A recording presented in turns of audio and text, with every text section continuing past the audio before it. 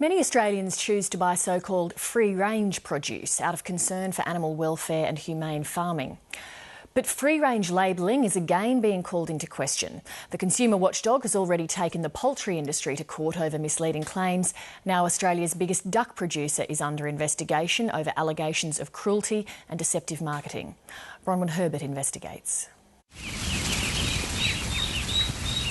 What was a fledgling industry is now fast growing.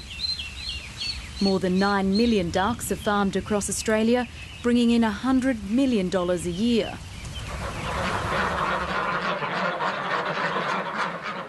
The nation's biggest operator is Pepe's Ducks, based on the northwest fringe of Sydney. Ducks here are marketed as grown nature's way, in packaging that features cartoon character ducks by ponds of water.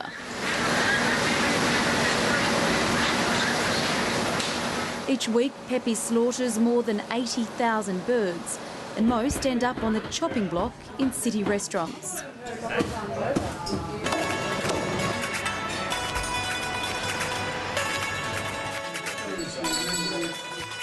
How important is it to you as, eating duck, that you actually know that it's grown in a humane way?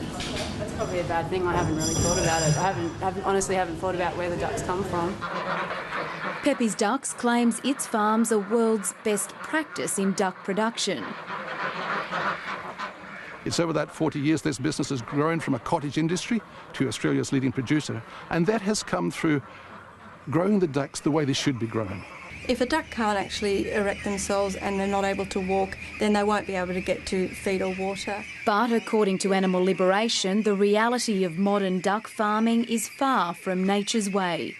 This footage was taken covertly one night in March in a shed owned by one of Pepe's contract farmers. Yeah, you can see how many ducks there are inside this shed. We're seeing ducks falling onto their backs, ducks unable to walk, and other welfare issues. We're seeing quite dirty ducks in some areas.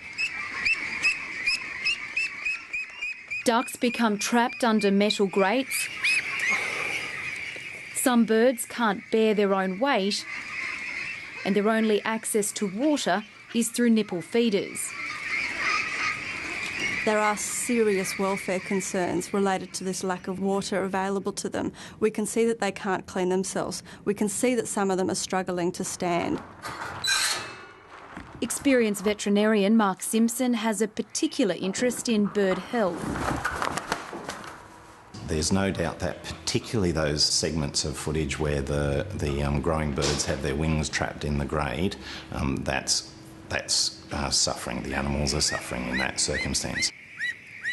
Those wing stubs, before they develop flight feathers, they're exposed, they're exceedingly sensitive. Pepe's boss has shown us one of its own farms near Windsor to show how its ducks are managed. There's plenty of food, sunlight and drinking water. John Houston claims it was an unfortunate one-off at one of Pepe's 21 contract farms. Has the business got too big that you can't maintain the standard across the board? Definitely not, definitely not. We have over 500,000 ducks. How many ducks did we see in that footage? 10, 15 ducks in that footage out of over 500,000. It's intensive livestock. Unfortunately, you're always going to have certain situations, but again, I don't endorse what I saw the other night. The ACCC has already taken some of Australia's biggest chicken producers to the federal court, claiming ads that declare the birds are free to roam are misleading. Now the consumer watchdog is investigating Pepe's Ducks' claims its birds are grown nature's way. We are in discussion with the ACCC, and until such times that is concluded, we don't know where we sit. Do you think the product, the way it is currently marketed, is being marketed honestly? We have old packaging. The old packaging is all gone, and what we see is what we've had in storage for the last 2 years, because it has got a 2-year shelf life. So it is slowly coming through the system. This is the contract farm in Sydney's north, where the footage was shot in March. So when they lie on their backs, how do you get them back up? You just push them back over there like a tortoise. You push them back over. Greg Peebles owns the property and has been supplying ducks to Pepe's for more than 20 years. they ever get spooked, they fall on their back. Do you feel that you are under scrutiny in a sense to make sure that the animals are at an acceptable level of, that their welfare is actually... Yeah, well, it's our living, so we've got to look after them, yeah. Seeing that footage that was taken, do you think the ducks are in an okay standard? Those ones probably weren't, but that's a one-off situation. The sheds where the footage was taken are now being replaced, but questions remain whether this is natural, with more than 6,000 ducks raised in this shed alone. There's no wire pits, all on wood shavings. Ducks have no access to open water and only drink through nipple feeders. The RSPCA says practices like this aren't adequate. I've used water troughs, and for hygiene, I can't keep the water clean, and they waste it all. So how often would you have to change the water? Oh, you'd have to a couple of times a day. You can't do that? No. Well, your sheds are just wet down. Animal Liberation claims the conditions in the shed filmed were not a one-off. We're seeing some major welfare concerns within this one shed, and we're seeing the same concerns in March and we're seeing them in November.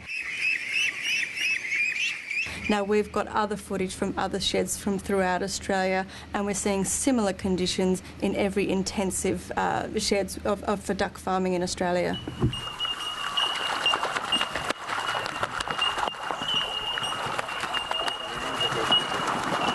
It's a far different scene to that at Jum Jum Duck Farm on the New South Wales Central Coast. So you can see how much they enjoy bathing. Like, they love to get in the water. They love to have a bit of a splash about. They need to clean their mouths.